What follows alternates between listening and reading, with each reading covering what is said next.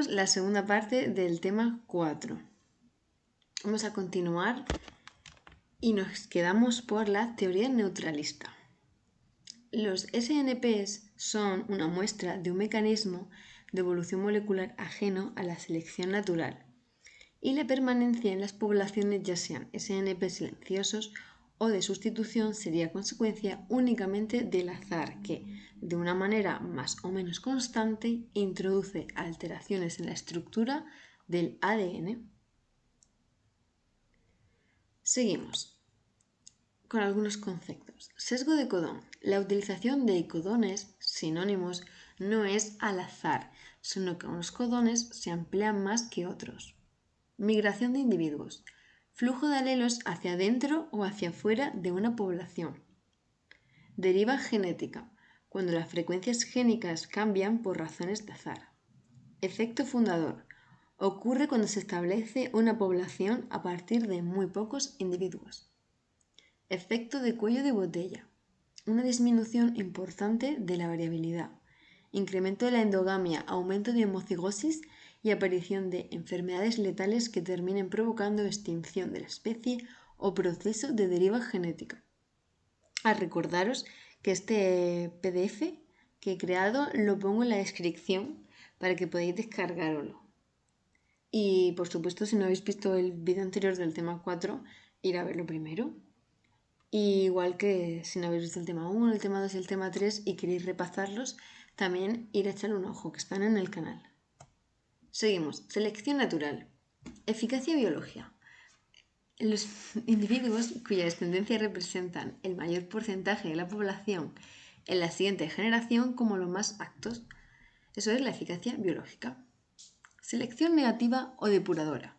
A la selección natural que se encarga de eliminar los alelos deletéreos o que causan una drástica reducción de la tasa de reproducción.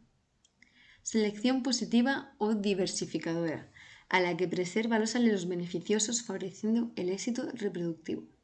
Selección codominante. Si un nuevo alelo deletérea produce además la eficacia de los heterocigotos, este alelo será eliminado más rápidamente de la población. Sobredominancia o superioridad del heterocigoto. Si un nuevo alelo puede aumentar la capacidad de un heterocigoto con respecto al de dos homocigotos. Subdominancia o selección contra el heterocigoto. Cuando la selección natural solo reduce la eficacia biológica de los heterocigotos. Bueno, aquí tenemos una pregunta que son tanto de repaso como para ampliar, porque yo aquí el tema que hago es muy resumido. La selección natural A. Actúa sobre grupos y no sobre individuos. B. Es siempre estabilizadora. C. Puede ser polimórfica o desequilibrada. D. Actúa sobre los individuos. La respuesta es: la selección natural actúa sobre los individuos. Selección natural direccional. Esta selección actúa disminuyendo la frecuencia de aquellos individuos de una población que presenta una característica situada en uno de sus extremos de su distribución fenotípica. Ejemplo: el melanismo industrial, un proceso que describe el aumento de variantes de pigmentación oscura en diversas especies de mariposa en zonas alteradas por contaminación. Tenéis todo en el libro. Selección natural estabilizadora. Actúa en contra de los individuos de ambos extremos de la distribución fenotípica de una población, favoreciendo el mantenimiento de las características intermedias de la misma. Ejemplo: nuestro peso al nacer, la media es 3,6 kilos. Pesos inferiores o superiores tienen menos posibilidad de sobrevivir. Y ahora, la selección natural disruptiva. Esta actúa a favor de los individuos de los extremos de la distribución fenotípica de una población y en contra de los individuos con fenotipo intermedio. Ejemplo: la mosca de la fruta.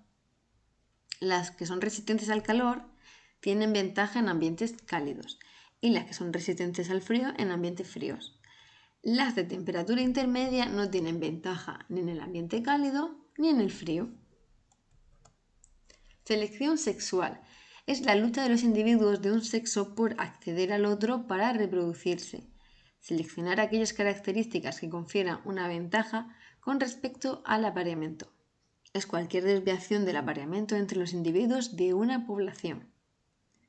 Cuando la selección sexual mantiene activamente la variabilidad, hablamos de polimorfismos equilibrados. Ahora vamos a ver la superioridad del heterocigoto. Cuando la selección natural actúa en ambos homocigotos, cuando la selección natural actúa contra ambos homocigotos, aumentando la eficacia biológica de los heterocigotos. Es un caso de sobredominancia.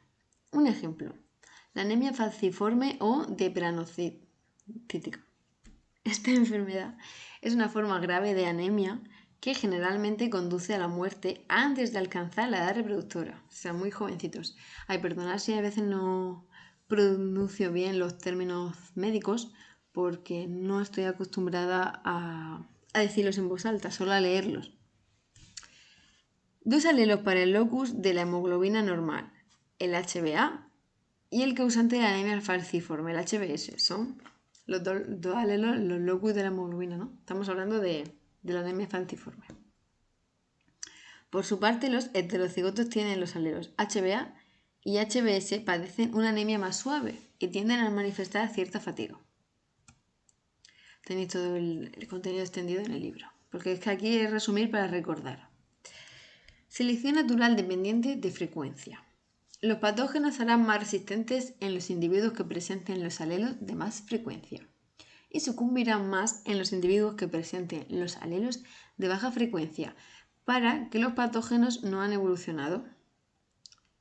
Pasado el tiempo, la situación se invierte y la frecuencia de unos y otros alelos se balancea en el tiempo. La selección natural dependiente de frecuencia es que si en un momento unos son más frecuentes, al final de un tiempo eso se acaba invirtiendo el ciclo, ¿vale? Especiación.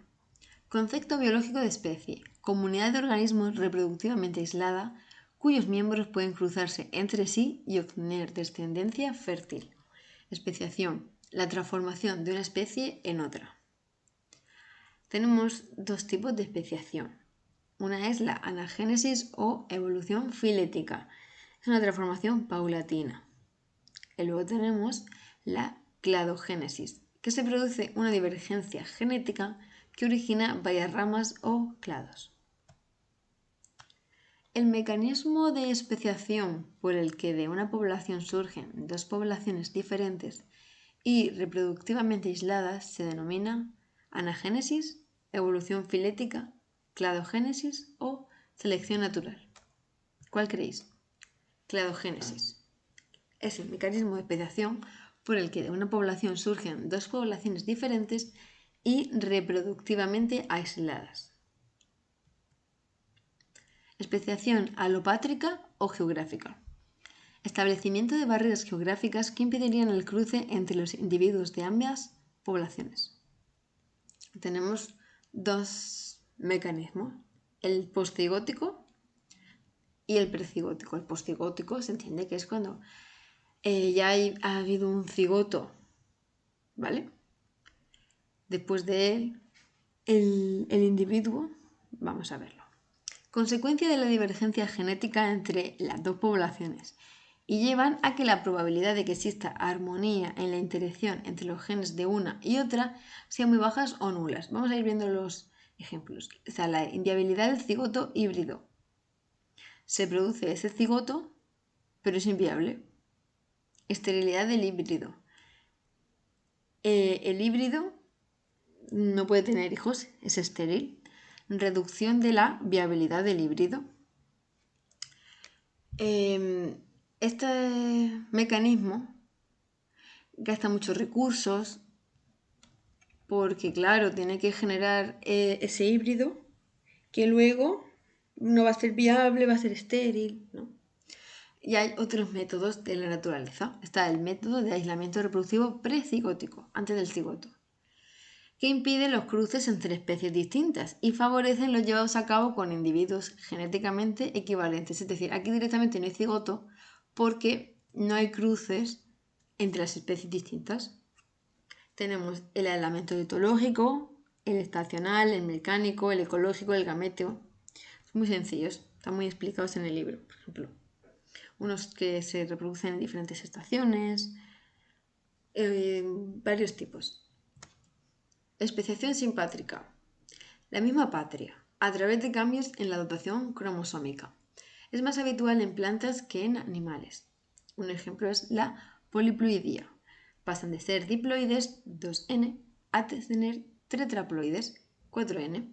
Que quiero ver el tema rapidito porque quiero hacer todos los temas. Y esto es un repaso, que tú te miras el tema y yo te lo recuerdo para que repases. Pero luego te lo tienes que estudiar tú en el libro, claro.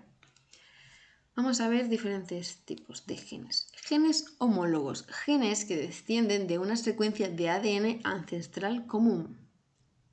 Genes parálogos, cuando tras una duplicación uno de estos genes experimenta mutaciones que le llevan a adquirir nuevas funciones.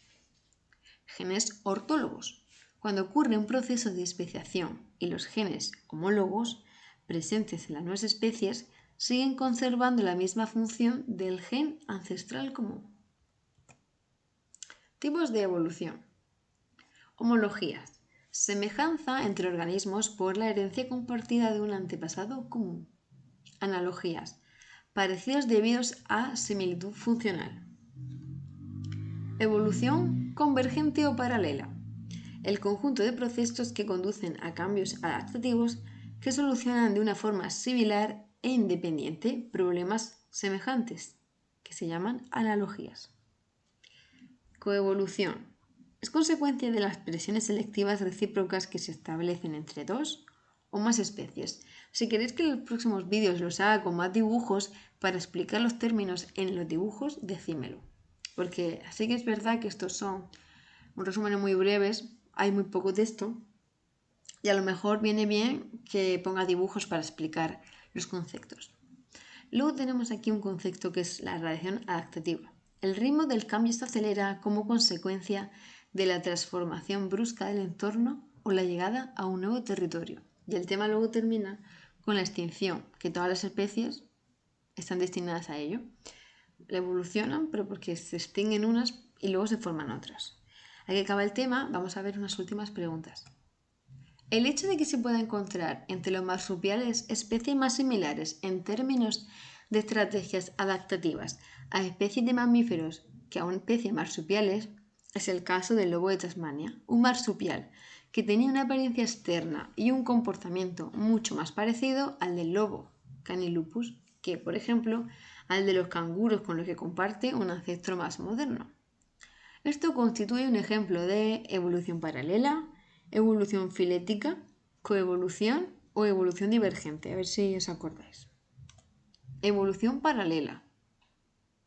Aunque cada uno venga de su ancestro, como aquí pone, han tenido una evolución muy similar, pero sin compartir la descendencia genética. Entonces, tienen muchas características similares por las estrategias adaptativas que han llevado en la Tierra. Bueno, esta es la última pregunta. Aquí terminamos el tema 4. Próximo vídeo, el tema 5, obviamente. Intentaré subirlo lo antes posible.